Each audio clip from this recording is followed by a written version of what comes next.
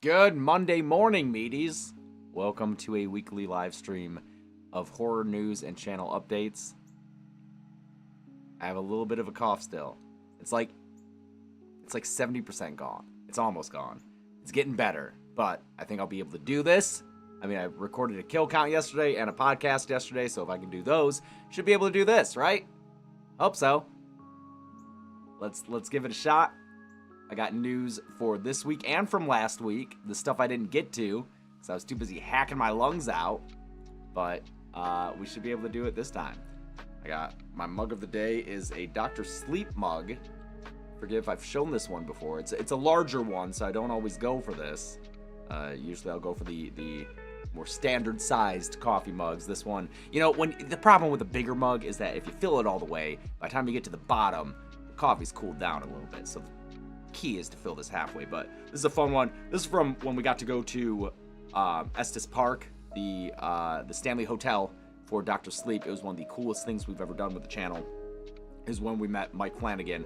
But this was 2019, and in our rooms at the Stanley Hotel, which is the hotel that inspired Stephen King to write The Shining, it's the hotel that The Overlook is based on, they have these mugs, and this is actually a chalk surface, like a chalkboard, blackboard surface. So we would go out and do activities, and then we'd come back and there would be messages written on the mug, which if you've seen Dr. Sleep, you know that's how they communicate, is through a chalkboard. So Abra would be writing us messages, and we'd write back and be like, hello. So really cool.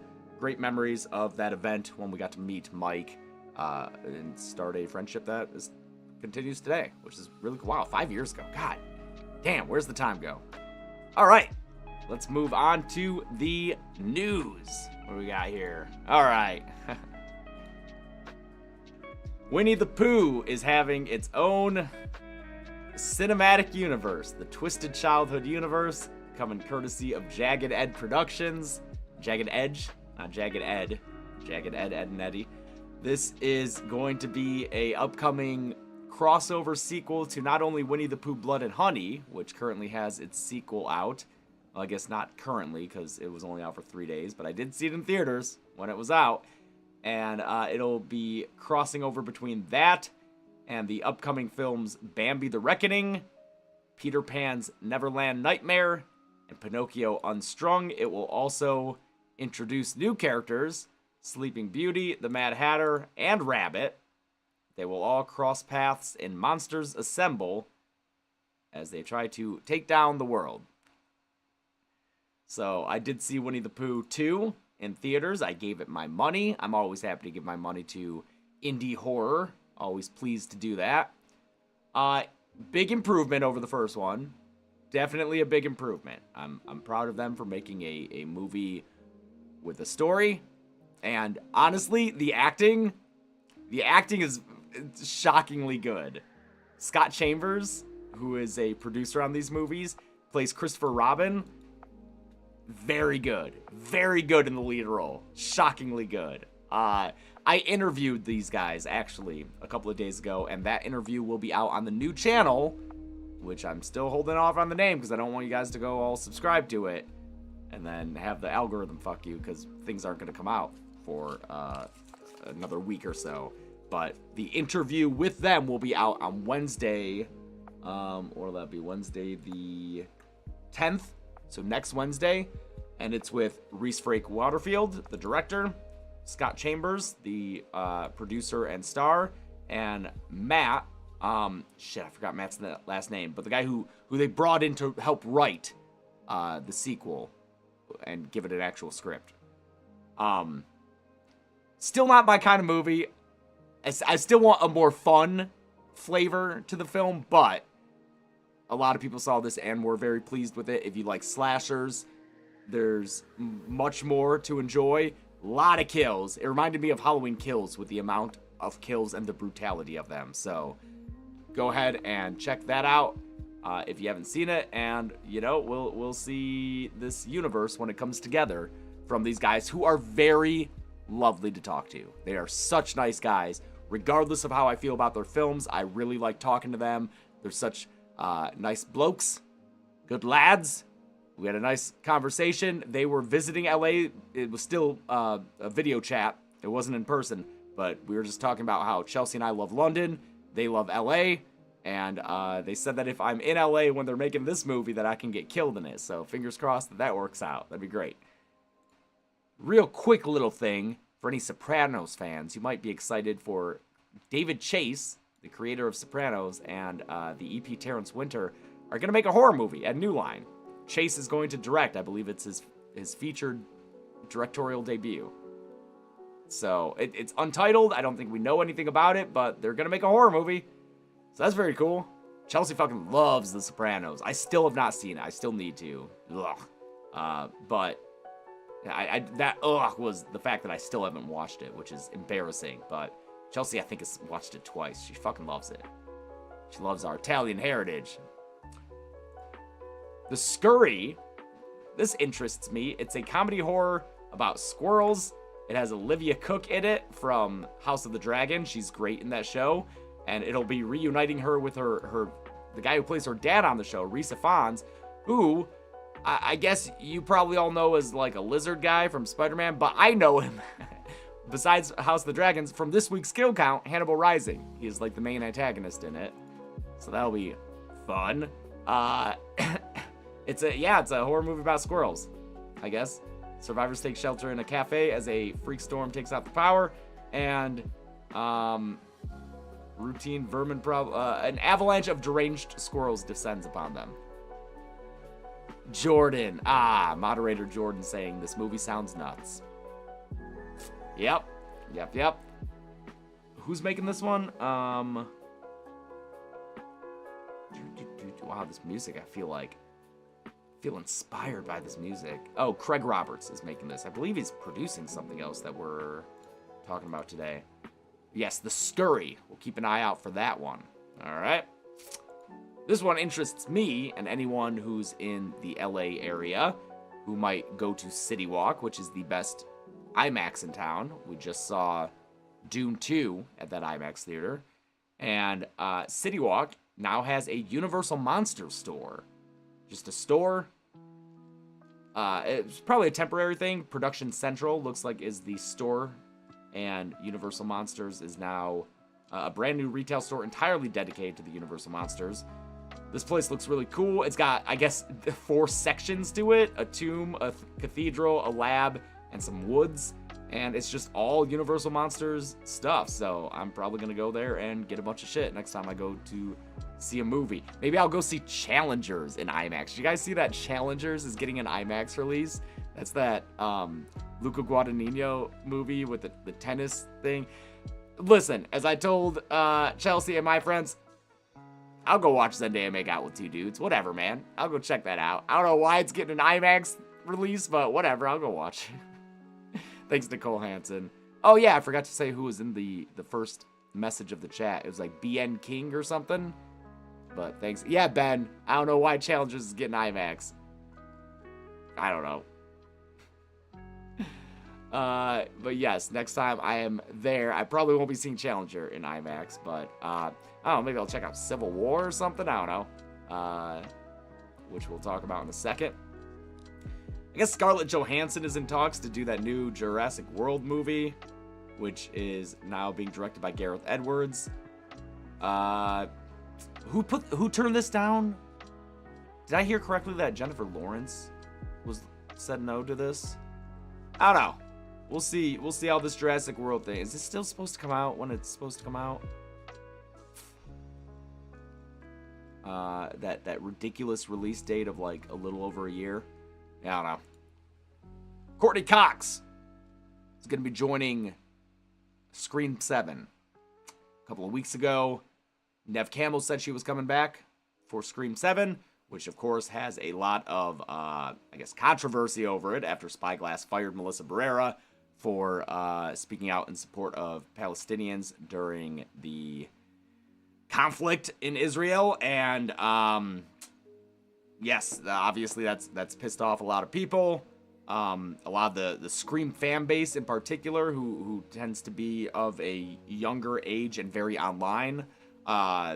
Listen, I'm sure there's still enough people interested in Scream that the movie will do fine. Will it do as good as it would have? I doubt it, but I don't know. We'll see. boycotts often kind of don't work out or don't seem to have too much of an impact. But with something like Scream, where the fan base is so dedicated, I could see it happening. I don't know. But in any case, Neve Campbell's returning. Kevin Williamson is going to direct, who wrote the first 2 and the 4th Scream. And now Courtney Cox is going to join. And I saw a rumor about Patrick Dempsey also joining in as returning as Mark Kincaid, which is Sydney's husband in the Scream universe. So we'll see how that all goes. Obviously Spyglass is really banking on bringing back the legacy characters to make people come see the new movie now that they've lost their 2 new leads, Melissa Barrera and Jenna Ortega, who left the project shortly after Melissa Barrera was fired, reportedly for unrelated scheduling issues. But, you know, like I always said, if you have Jenna Ortega in your project, you find a way to schedule it around Jenna Ortega being involved. But we'll see how Scream 7 does by Spyglass. The franchise's 7th installment imploded last year. Yes, that is correct. Oh, man. This is interesting to me. It's pronounced Neve. All these years I've been calling her Neve. It is Neve Campbell, Rambo. As far as I know. Unless I've been wrong in my many years of talking about her. But I'm pretty sure it's Neve Campbell. The Monkey. Here's a Stephen King adaptation that this cast sounds awesome. Theo James was in White Lotus. He was, what's his name? Cameron in season 2. The really hot asshole guy with the really hot wife. And then they have affairs with other hot people. That show's so hot. Show's real hot. He was really good in it. Oh, he's such an asshole in it. Such an asshole. He is going to be leading this project, The Monkey. Also starring Tatiana Maslany, who, it wasn't until I was reading this that I realized, oh fuck, a lot of people associate her with Marvel now, right? Because it says she was in She-Hulk, and then I know that She-Hulk, for whatever reason, a lot of people hated it, or at least they like to talk shit about it. I don't give a fuck about Marvel or whatever those projects are. Tatiana Maslany deserves your respect eternally because of Orphan Black, where she plays like 5 roles, all distinct characters. I only watched the first 2 seasons, so I don't know, maybe the show fell off after a while, but like, dude, she plays like 5 characters in that show that are all very different from each other, and it's fantastic. Again, I don't know if that show sticks the landing or if it falls off, but all I know is that first season of Orphan Black fucking rules. It's such good sci-fi, and she is incredible in it, and I will always respect her because of that. I don't care how she was in the factory-produced Marvel slop, alright? I don't care if she was bad in a project that was put on a conveyor belt and delivered to the masses with the Marvel studio chopping it up and making sure that it's the lowest common denominator. I'm sorry. I get so mad when people judge actors or filmmakers based on their Marvel projects that they might not like. I don't know. You don't put like a chef in a McDonald's and give him those ingredients and then judge them by that food. You know? Tatiana Maslany fucking rules. In addition, Elijah Wood, obviously awesome, and Rohan Campbell, who, again, regardless of how you feel about Halloween Ends, he was fucking great in it as Corey. And also, we got to meet him at Horror Hound. Very nice guy. He was tickled by Corey's inclusion in the Horror Royal Rumble. We showed him coming out on the bike. He fucking loved it, asked for the link, and I guess watched it with his girlfriend. So, really cool. Very nice guy. We were like across from him in the big signing room, and we saw that he was wrapping up, so we asked one of our attendants, I guess, to let him know, like, hey, when we get a chance, we'll come over and say hi. Instead of that, he was like, no, I'll come to you. So he just came over and talked to us, and it was fucking awesome. He's great, really cool guy. But yeah, they're all joining up in this Stephen King adaptation, The Monkey, about twin brothers who find a father's old monkey toy. Gruesome deaths occur. They get rid of the monkey toy, but then it comes back years later when they're adults. So, sure, I'll watch that. Sounds cool. And it was written by Oz Perkins. Oh no, I'm sorry. He's directing. And oh wait, no, he did. He adapted the story for the screenplay and is also directing. Oz Perkins. Holy shit! I can't believe he's doing this so soon after Longlegs, which comes out in July. Oz Perkins is the son of Anthony Perkins, who played Norman Bates in Psycho, and is a filmmaker who made The Blackcoat's Daughter, which was a no, not fun. It's not a fun horror movie. It's a heady horror movie starring Kiernan Shipka and Emma Roberts. It's a good wintry horror movie. Oh yeah, Winnie the Pooh 3 is confirmed. That happened. Great. Here's a scoop. Here's a scoop courtesy of a little podcast called Scream Dreams. Don Mancini is working on a new Chucky movie. I'll be honest, when we had this conversation with him weeks ago, and he said this, I don't think either Catherine or I clocked it as like an exclusive info drop. But then this episode came out on Wednesday, and all these websites started posting about the news, and we were like, oh, cool, we had an exclusive. Hopefully he never contacted us to be like, hey, by the way, the thing I said about the movie, could you take that out? So hopefully he's cool with that information being out there. He said, I have other things I want to do. I'm working on a new pilot. I'm also actually in the early stages of working on a new Chucky movie. So, he's working on a new Chucky movie. Chucky season 3 is about to premiere its second half. I don't think they've been greenlit for a season 4 yet, but I know that the hope is there that they'll be able to do that and then have another film by the sounds of it. And if you'd like to have more compelling interviews like that, make sure you check out Scream Dreams, which is the other podcast that I get to co-host with Catherine Corcoran and Barbara Crampton, who also produces it. This is Scream Dreams. It's there. Oh, look, there I am. It's me and Catherine, and this is Scream Dreams. It's a new podcast. Wow, we went a good 20 minutes before the first cough. That's good. But make sure you check out Scream Dreams and subscribe for lots of this week's episode. We put an episode out every Wednesday, and this week's episode is with Michael Rosenbaum. We get great fucking guests on this, yo. We got Don Mancini, Sean Clark, Sierra McCormick, Diane. We got Doug Jones. We got Flanagan. Flanagan's our big episode right now. That has the most views. But Heather's in there. Michael Kennedy, Joe Lynch, Chelsea's in there. Spencer's in there. Lots of awesome people. Henry Zabrowski, Josh Rubin, like Lynn Shea, Dee Wallace, Mick Garris, Greg Nicotero. Such good interviews. Make sure you subscribe to Scream Dreams. Comes out every Wednesday. Very good conversations with people in the horror space. A Dead Meat Coffee blend. Andy Breckenridge. I love coffee. I love coffee. Coffee is one of my favorite things in the world. Dead Sled Coffee that works with a bunch of horror icons. Ben, look up Dead Sled Coffee.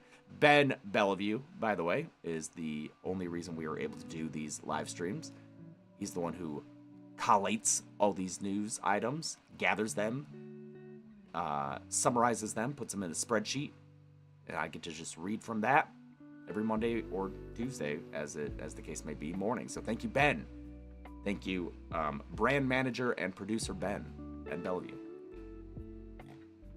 Also the one who writes all these sponsor segments in kill counts. Was the mug of the day? You might have missed it, 8 Mills. You did miss it. You're going to have to rewind this shit back to hear about my Dr. Sleep mug. Fun little story there. Next item is Cuckoo from Neon. Neon's been having a year. They did Immaculate, that Sydney Sweeney nun horror movie that just came out, which we saw and is good. I'm really happy for Sydney Sweeney that she produced it, that she stars in it. Very good acting in it. Got some good stuff in it. It's got a good ending. Like the third act of Immaculate's very good. But this is Cuckoo, starring Hunter Schafer from Euphoria. Man, I really plan to watch Euphoria one day because holy shit. Talk about a show with a cast that just like knew what they were doing. So many people from that show have just blown up. I mean, obviously a lot of them had stuff before Euphoria. Zendaya had her old Disney career and everything, but like, oh man, it's part of the reason that season 3 is being delayed is because everyone's so busy. But I also heard that part of the reason was that Zendaya nixed a storyline. Anyone else hear that? I had heard that the Euphoria showrunners had pitched Zendaya becoming like her character becoming kind of like a detective or something, and she was like no, and so they had to like rewrite stuff. But I don't know. It's funny that Zendaya has that power now. She can be like, no, that's not gonna work for my character. No, brother, that's not gonna work for me. Anyway, Cuckoo, starring Hunter Schafer, will be out on August 9th in the summer, and it concerns a 17-year-old who moves into a resort in the German Alps and are greeted by her father's boss, who is interested in her half-sister, or mute half-sister. Dan Stevens is in this. Dan Stevens is great in The Guest. Wasn't he Beast? Yeah, fuck off. He's in The Guest and is awesome in it. I would love to do The Guest as a kill count. Maybe around Halloween. It's a very good Halloween movie. It's one of those like upgrade where it's like very it's kind of not really, is it horror? It's kind of more actiony, but like, I don't know, it fucking rules. It rules. Great soundtrack. Great kills. Apostle is good. Also, Alex Toth is right. And he's also in the upcoming Abigail, which I'm super excited to see. Oh, he's in Godzilla X Kong. How do you say that? Godzilla Kong? I don't know if you say the X. I don't know. Godzilla 10 Kong. But apparently he's in that, which had a great box office opening. Like a really strong 80 million opening. Godzilla's so hot right now. Good job, King of Monsters. Wolfman movie from Leigh Whannell, which I'm super pumped for. Leigh Whannell's Invisible Man was one of my favorite movies of 2020, and the last movie I saw in theaters before the lockdown. So I'm excited for him to do another Universal take with Wolfman, but instead of coming out in October of this year, it's going to be coming out in January of next year. And, you know, traditionally January, February were the dumping grounds for bad movies. I don't think that's the case anymore, especially for horror. We get lots of good releases in those early months of the year just to, I think, spread them around a little bit more now that we have so many good horror movies being made. So that doesn't concern me. I'm not concerned about the quality of it coming out. Yeah, Invisible Man did come out in February because, like I said, it was the last movie I saw in theaters before the lockdowns, which happened in March, and Invisible Man fucking ruled. So super excited to see Wolfman, starring Christopher Abbott, who, yes, was in Poor Things. That's what I know him from. He was the like abusive husband near the end of the film. Very scary, very good in that role. Excited to see him in Wolfman. I think he was in Girls, was maybe his like first big role, but yeah, super pumped for this to happen. And then the final news item is that Alex Garland, the filmmaker who directed Civil War, which is coming out real soon, and which I think I'll see, but who also wrote 28 Days Later. He did Annihilation, which is one of my favorite movies of that year. I think that was 2018. Did Ex Machina, an incredible sci-fi film. He's done directing, apparently. He said that he no longer wants to direct films. Just sounds like the process is just not his. Yeah, Garland says his latest film will be the last one he directs. Just sounds like it's not like a money issue. It just sounds like the whole process of directing is kind of the pressure. It comes from the fact that you're asking people to trust something that on the face of it doesn't look very trustworthy. Asking people to believe in the VFX he's gonna do, or asking actors to do nudity and them trusting him that it'll be tasteful. I don't know. Maybe he'll change his mind in later years, but it sounds like he's just going to go back to screenwriting, because he is going to be writing that 28 Years Later follow-up to 28 Weeks Later, which was the sequel to 28 Days Later. Which, again, I had planned to do 28 Weeks Later, 28 weeks after I covered 28 Days Later. None of the strikes happened, and I couldn't. It was so, oh god, it was on the calendar. It was gonna be, mwah, it was gonna be so beautiful. I would have been like 28 weeks ago, but so maybe as this one gets closer, I'll do 28 weeks later. All right, that's all the news items. Lots of them, but we got a couple of trailers. We got 2 trailers. I know that Ben put the Chucky trailer in here as well. I'm not gonna watch that because I still haven't gotten around to watching Chucky season 3 part 1. I'm so sorry. We interviewed Fiona Dourif on Screen Dreams. That's a future episode coming out, probably after the Michael Rosenbaum one. And I still haven't watched that. I'm so bad at it. All right, but let me turn off the music and get to this, and then we'll get to the Dead Meat news. But first, Alien Romulus teaser trailer. So it's only a minute long. I haven't watched this. Let's see what it says.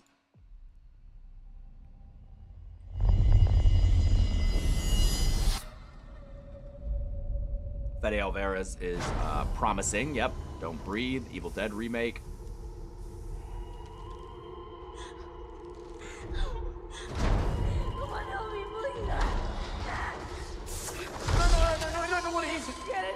Love the set. This looks great.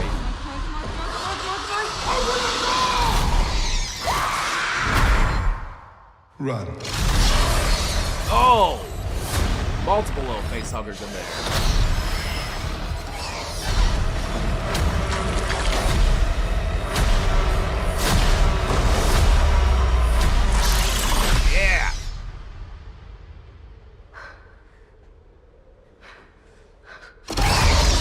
Cool. Great. That definitely looks like it's going back to the original kind of style, at least in setting. That looks fucking cool. What a great little teaser. That'll be out in August. God, horror fans, do you realize how lucky we are with the amount of good? That's why whenever anyone says that modern horror movies aren't good or aren't as good as, like, what the fuck? How are you this tuned out of what we get, man? We've been eating good since 2017, man. Ah, it's real good. We're so fucking lucky.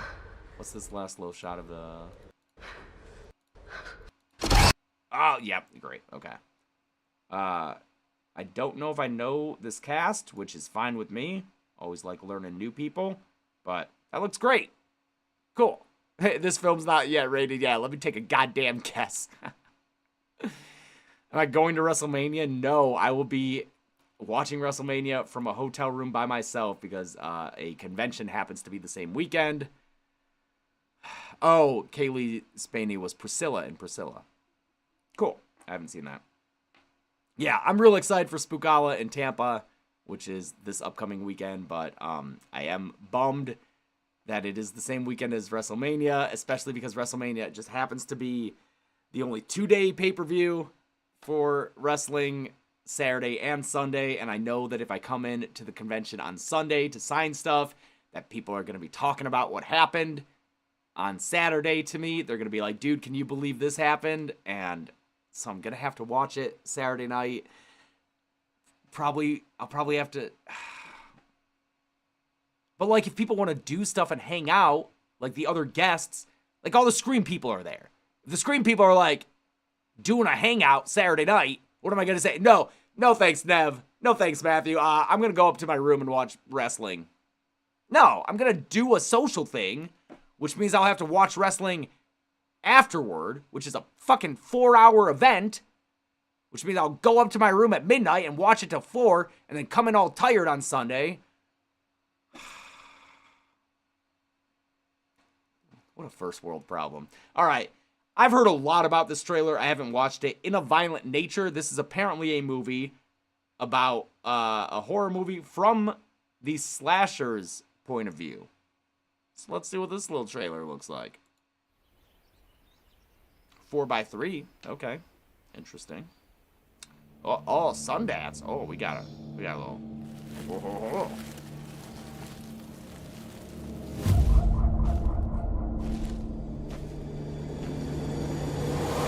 Oh, maybe it's not first person. It's just from the perspective, as in that's the character you follow.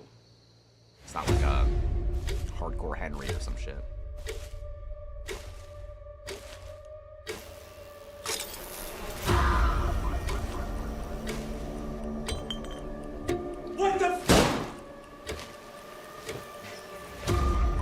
Very Jason-esque killer here. Does he even have a bag on his head? Oh no, what is that?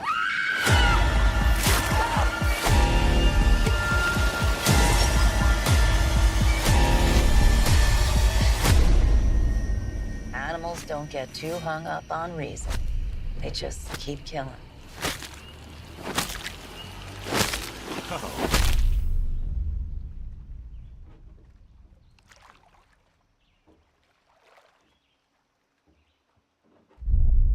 Cool. That looks real cool. I'm curious about how they will keep the shots interesting, since a lot of it appears to be, and maybe this was just used for the trailer, but a lot of it appears to be that kind of video game shot, like the third-person video game shot following the killer as they're walking. Curious to see what they do, like I said, to keep that interesting visually. But that's a great idea for a horror movie, and I'm excited to see that. Maddie Taylor saw it at Sundance. Ask them anything. Did you like it? That's my question. And what kind of mask is that? Because we couldn't really see it from behind. No spoilers. No spoilers. But did you like it? And what kind of mask is that? Thanks, Scream. All right, cool. We can get into the dead meat news, which I never know if people are here for the horror news or the dead meat news, or both. You can let me know. Maddie said it's a minor mask. Okay, we're gonna get a little. Oh wait, no, that's a. Oh, yeah, I gotta go to full screen. It's more. Yeah, it's kind of like. Both. Cool. All right. Dead meat news. This past weekend, we had the Red Dragon kill count and the Amityville Horror Production Tales from Hell. Yeah, Red Dragon, not my favorite movie, but I know that a lot of people prefer it over Manhunter, which is fine. Everyone has their own opinions on things. Saw some people say they preferred it over Silence of the Lambs, which everyone has their own opinions. That's fine. I feel like a lot of people saw Red Dragon first. I saw that in a lot of comments, that like that was their intro to the series. Surprisingly, the views don't seem to follow that. Thought Red Dragon, especially with this the little thumbnail, someone called it the copper tone pose of Rafe Fiennes doing the little. So, I don't know, thought it'd do better, but whatever. I'm mostly just waiting to see how views are when we do the channel split, which is happening next week. It's coming. Oh man. I'm excited and scared about that, but this week we'll have, since it's a podcast week, we've got 3 releases for you. On Wednesday is the podcast, and it is Cemetery Man, aka Della Morte dell'Amore, an Italian horror film from 1994. If you've never heard of this, that's fine. I'm not surprised. It's a little bit of a deeper cut. It was one of my favorites as a kid, and it's a weird one. If you have seen a lot of horror movies and you're looking for something different, or if you like unique films, watch this. I forget if it's streaming anywhere. Is it on Shudder? Let's see. Cemetery Man. Wow, I keep spelling cemetery wrong. I keep spelling it with an A. I'm an idiot. Just watch. Hook me up. What do we got? It is on Shudder and AMC Plus. Although maybe that's just through Shudder. Yes, it's very booby. It's very it's erotic, you could call it. It's also a comedy, like a bleak, absurd black comedy. Definitely dream logic. It's zombies. It's flying heads. Yeah. It's definitely something unique. And Rupert Everett is the star of it, who you might know from Dunstan Checks In. I don't know. It's not giallo. It's Italian, but it's not a giallo film. Not at all. It's more of a horror, black comedy, softcore film. I think it's great. Even if you find it confusing, you'll probably find it interesting.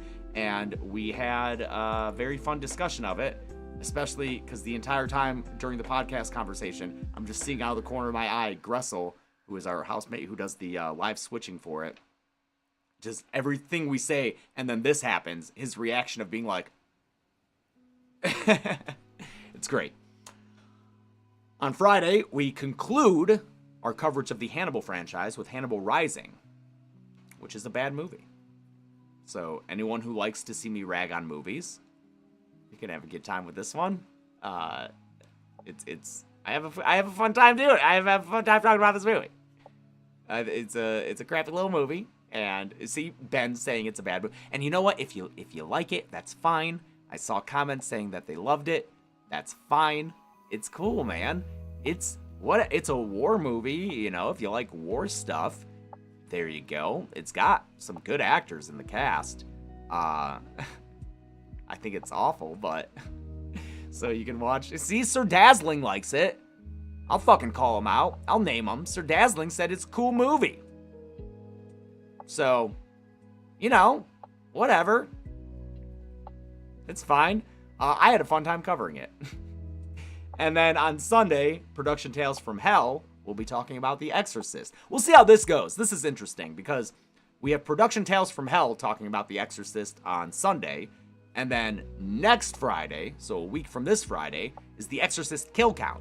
Will those views cannibalize each other? I don't know. We'll see. But The Exorcist Kill Count will be the first one after the channel split. So this channel split, turns out it's going to be kind of a process. This isn't a simple thing, but it will begin on the 7-year anniversary of the first Kill Count coming out, Sunday, April 7th, which is the day that Production Tales from Hell comes out. Production Tales from Hell, it's the final episode. It's the 5th of 5, concluding season 1 of Production Tales from Hell. It will be on this main channel because that's where we're releasing them. We're not going to put the last episode on the second channel. It'll be out on this channel that you're watching right now. But on April 7th, this channel will be renamed to Dead Meat Kill Counts. So if you see that in your feed, on your subscription, whatever, don't get confused. This channel, with its 6.3 million subscribers, will be renaming to Dead Meat Kill Counts. That will make sure that you know it's still Dead Meat, because I think if we just rename the channel to Kill Counts, we could have an issue where people think it's I don't want to say knockoff, but a different channel that does kill counts that isn't this show, which is obviously so much more than just, you know, a montage of kills. So it will be Dead Meat, but we will be adding to the title Kill Counts, because that's all this channel will have on it, is the Kill Count show. Nothing else. Absolutely nothing else. It'll just be Kill Counts from Dead Meat on this channel that you are subscribed to right now and watching. Our second channel will be called, nope, I'm not going to say what it's called, but it will be Dead Meat Blank. It will be also a Dead Meat channel. So we will have 2 Dead Meat channels, Kill Counts and everything else. And everything that's not a kill count is going to live on this second channel. We will move Production Tales from Hell over to that second channel after probably a week of them being out on the main channel. It will have the podcast. So anyone who is a podcast fan, it'll continue coming out every other Wednesday, but those will come out on the new channel. Those will be the most regular and consistent releases on the new channel. We're not launching any new regular series. Well, I guess, no. These live streams will also be on the new channel, and those will be every week on Monday, still same time. But if you like these live streams, this is the last one that will be on the main channel. Is that right? No, I'm sorry. Next week will be the last one on this channel. After that, it is moving over, and just just so I don't get confused, because I know I'm going to be traveling. So, yeah, next week I will be in Tampa after Spookala, and I'll be visiting my mom, but I'll still do one of these streams. I'll just do it remotely, so it won't have the set or the nice mic and all that. But next week's live stream will be the last one on this channel, starting on... Wait, is that right? No, that's not right. I'm an idiot. I'm sorry. Next week's live stream will be on the new channel. I'm so sorry. This is the last one on the main channel. That's the fact. Sorry, I got confused. April Fools. Gotcha. Ha. This live stream is the last one on the main channel. Next week, it'll be on the second channel. Someone asked why. No, and people saying goodbye or no, just subscribe to the new channel. That's what it's there for, is for all the non-kill count stuff. The reason that the split is happening is because new channel's already breaking. Ah! Yes, the reason that the split is happening is because of algorithm shit. Listen, clearly a lot of the audience just watches kill counts. They don't know what they're missing out when it comes to all the other good stuff, man. That tasty award show and that tasty delicioso horror Royal Rumble. These little treats of live streams, the fucking podcast, They Talk, Production Tales from Hell, What's Your Favorite Scary Movie, interviews, supercuts, all that shit gets fewer views than the kill count. That's fine, whatever, man. Those people who only watch the kill counts, they might get annoyed by seeing all this other stuff pop up in their feeds when they don't want to watch it. And so they might tune out. And when they tune out, then YouTube's like, they don't want to watch the kill count either. So the algorithm gets all fucky, okay? So those people who are subscribed to this channel can now just sit back and just have the kill count delivered to them on a little conveyor belt, and that's all they get. If they don't want the other stuff, they don't get the other stuff. And then every time a kill count comes out, they'll watch it, and then YouTube will be like, oh, they really like this channel. We'll keep delivering the goods to them, okay? The other channel, I think, will be better for those videos, because now those other videos, including the podcast and everything else that I just named, they won't be getting compared to the kill count in views from YouTube. Every fucking time a podcast comes out, YouTube, in my back end, in the studio, is like, this video's not doing as good as your other ones. And I'm like, no fucking shit, it's a podcast, it's not a kill count. Compare it to the other podcasts and you'll see it's doing just fine. But YouTube's like, try figuring out why your audience isn't tuning in. And I'm like, oh, probably because it's a 2-hour-long podcast talking about horror husbands, and it's not just a condensed movie that, you know, the child audience wants to watch. So now, on this new channel, these other videos will be compared against each other instead of being compared against kill counts. And that should allow them to flourish, get processed better in the algorithm, maybe reach a new audience. Also, our Made-In network told us that with the new channel, since it doesn't have kill counts coming out with kill in the in the title, we might get better rates on our ads, because apparently the kill count gets us lower rates. I remember I went to this YouTube event last year where it was a place to like kind of just talk to YouTube representatives about what works, what doesn't work, a lot with the whole process. And I remember showing people like my back end, my CPM, you know, your how much money you make per minute of content watched or whatever shit. And I remember everyone being shocked by how low it was. Everyone was like, with your numbers, this is weird. Because apparently having a kill count and graphic content and horror content, that gets you lower ad revenue. So that's cool. You know, fuck us for making a really high quality show that just happens to have to do with horror. We don't get paid as much as other channels, so that's cool. Yeah, but this new channel, since it won't be as violent and insidious and corrupting, maybe it'll have better rates. Who fucking knows? Whatever, dude. Anyway, I really think that this will be a good decision for the channel. I think it'll allow both content forms to flourish in their own way. Kill counts will get viewed by everyone who just watches the kill counts, and the new content will get compared to itself instead of to the kill counts. I'm really excited for it. We will have... Oh, yeah. How did we not have in the news that Ready or Not 2 is apparently happening?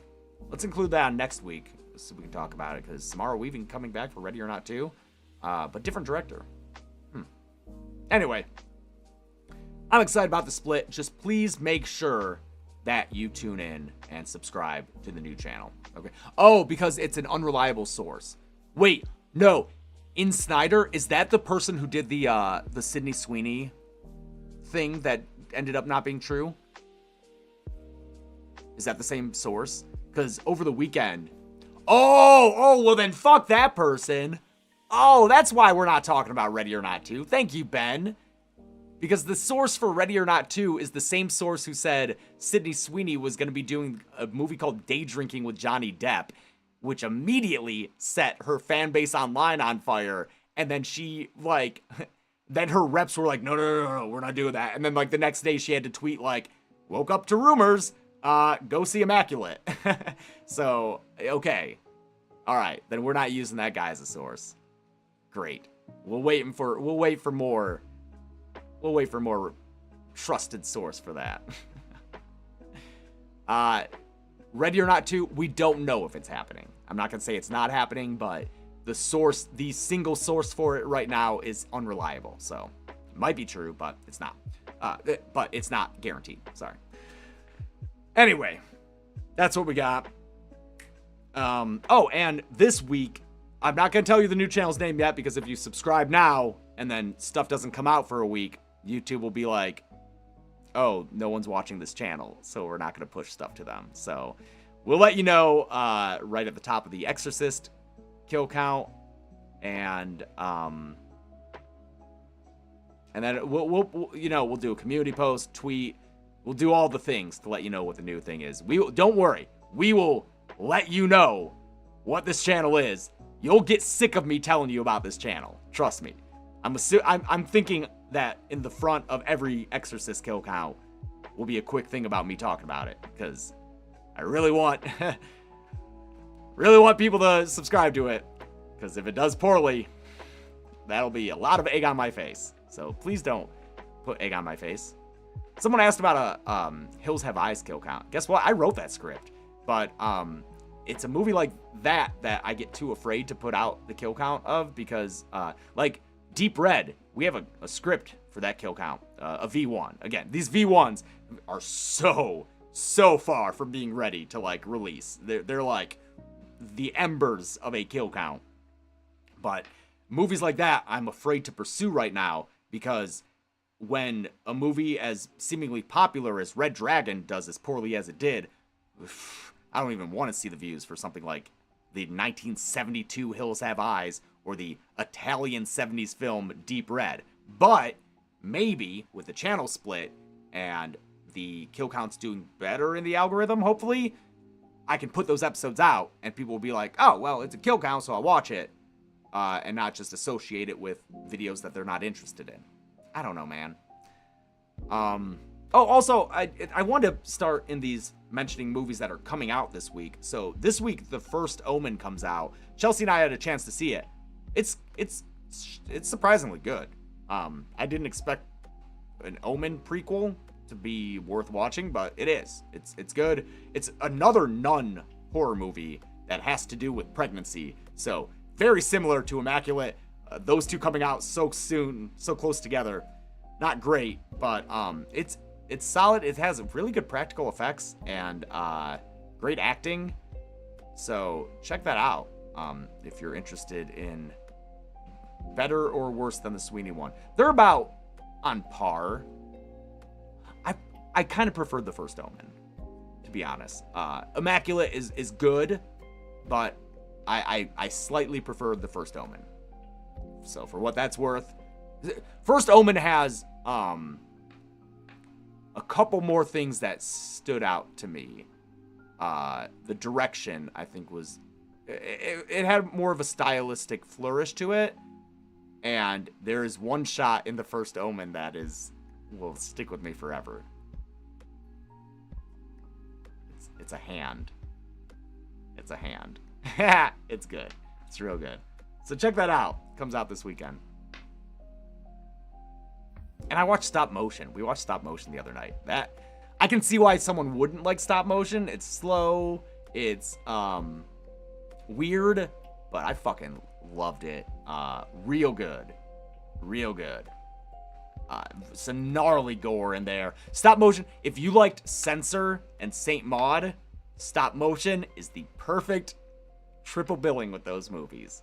It is a woman slowly unraveling, and it gets real dark and nasty at the end. And the little stop motion sequences are fucking great. So yeah, if you're a fan of films like Censor and Saint Maud, definitely check out stop motion. It is right alongside them in terms of themes and structure and just the wheels falling off by the end. Yeah. Cool. Okay. I think I have talked enough this morning. I just wanted to get all that stuff in that I didn't get to talk about last week because I was too busy fucking coughing my lungs out. I hope it's fully gone by the time I get to Tampa and do this 10-day trip. I'm gone. We leave the 4th and don't get back till the 15th. I'm going to be so tired. But after that, we'll be planted home for a little while, which I really need.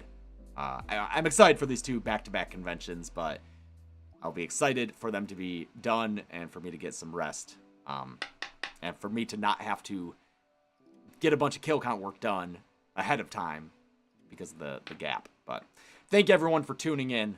Had a really good time doing this. Hope you did too. And I will see you all later. Bye.